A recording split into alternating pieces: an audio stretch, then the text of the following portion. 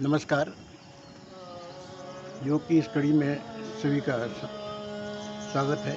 ने आहार के बारे में बताया था कि हमें ऐसे आहार लेने चाहिए जो सुपाच्य हों, जो आसानी से पच सके। इस बारे में हमने बताया था कि कौन से आहार अच्छे हैं कहीं नहीं है, इसके लिए हमने एक तरीका बताया था।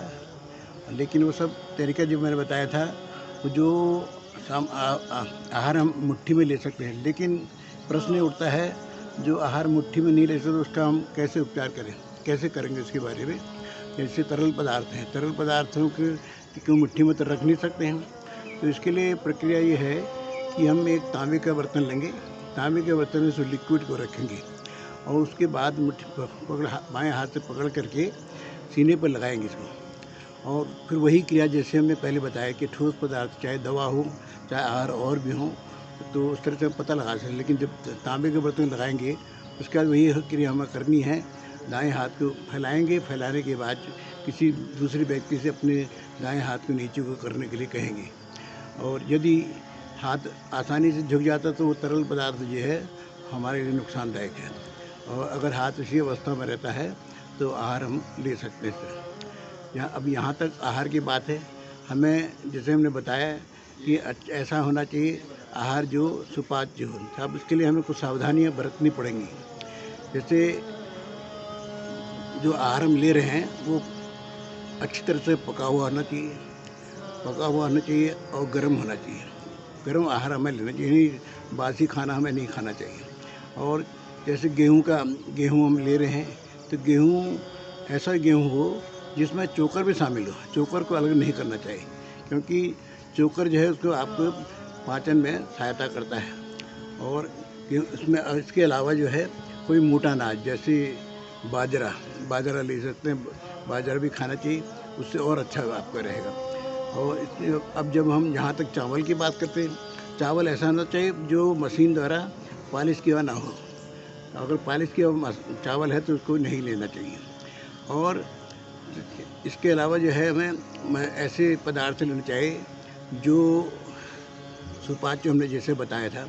इसके ऋतुओं के हिसाब से हमें फल फूल वगैरह भी लेने चाहिए। फल वगैरह हैं उनका सेवन करना चाहिए, सब्जी है उनका इस तरह से सेवन करना चाहिए। फलों का भी सेवन करें और सब्जी वगैरह भी उसका इस्तेमाल करेंगे। और जहाँ तक सवाल है खाने का, सुबह से शाम तक 2 टाइम जैसे खाना खाते हैं, सुबह का शाम का। नियम तो ये है कि खाने का नियम तो एक्चुअली ये है कि सूर्योदय से लेके सूर्यास्त तक हमें खाना खा लेना चाहिए, उसके बाद नहीं खाना चाहिए। लेकिन जहाँ सूर्यास्त की बात है लोग जनरली जो है 99% लोग जो है वो सूर्यास्त के बाद ही खाना खाते हैं, क्योंकि जैसे पार्टियों में जाना है या घर में भी जो है हम रात में ही खाना खाते हैं। लेकिन इसका ध्यान रखना चाहिए कि जितना जल्दी हो सके उतना जल्दी खाना खाएं, क्योंकि खाने और सोने के टाइम में कम से कम 2 घंटे का अंतर होना चाहिए। क्योंकि अगर आप खाना खाने के तुरंत सो जाते हैं तो उससे आपको नुकसान हो सकता है, क्योंकि खाना पचेगा नहीं फिर। इसलिए हमने कहा कि इसके अलावा जो है तली भुनी चीज़ों को नहीं खाना चाहिए। तली भुनी चीज़ों से परहेज़ करिए, कम खाइए। खाना है तो बहुत कम खाइए इसको। और इसके जैसे हमने बताया था पहले कि हमें जीवन शक्ति प्रवाह जो है वो हमारे दाहिने हाथ से बाहर होता है। इसका क्या मतलब है? मतलब है कि अगर हम इस क्रिया को जैसे पिछले एपिसोड बताया था कि दाहिने हाथ के कोहनी से लेके हथेली के बीच में जो ये है क्षेत्र है, ये 1 इंच के दायरे में इसका जो है, तो इसको 2 मिनट डेली दबाया कर किसी भी टाइम दबा सकते हैं। क्योंकि इससे बुढ़ापा तो हम नहीं रोक सकते हैं, लेकिन बुढ़ापे कुछ हद तक इसको हम रोक सकते हैं इसको। क्योंकि बुढ़ापा, क्योंकि हम जो जीवन शक्ति प्रवाह है इसका आना जाना लगा रहता है, बनता रहता है। लेकिन काम करते हैं, कुछ करते हैं तो जीवन शक्ति प्रवाह जो है वो कम होने लगता है। तो इसको रोकने का यही तरीका है कि 2 मिनट आप डेली किसी भी समय इसको अपने दाएं हाथ को बताया था इसको दबाएं, तो हम बुढ़ापे को बहुत हद तक हम इसको रोक सकते हैं। आहार में हमें दूध, दही, छाछ का अधिक से अधिक प्रयोग करना चाहिए। और जहाँ तक खाने का सवाल है, खाने के 2 खाने हम जो सुबह शाम खाते हैं तो उसमें कम से कम 5-6 घंटे का अंतर होना चाहिए। ये नहीं कि तुरंत खाया फिर 2 घंटे फिर खाने लगे, ऐसा नहीं करना चाहिए।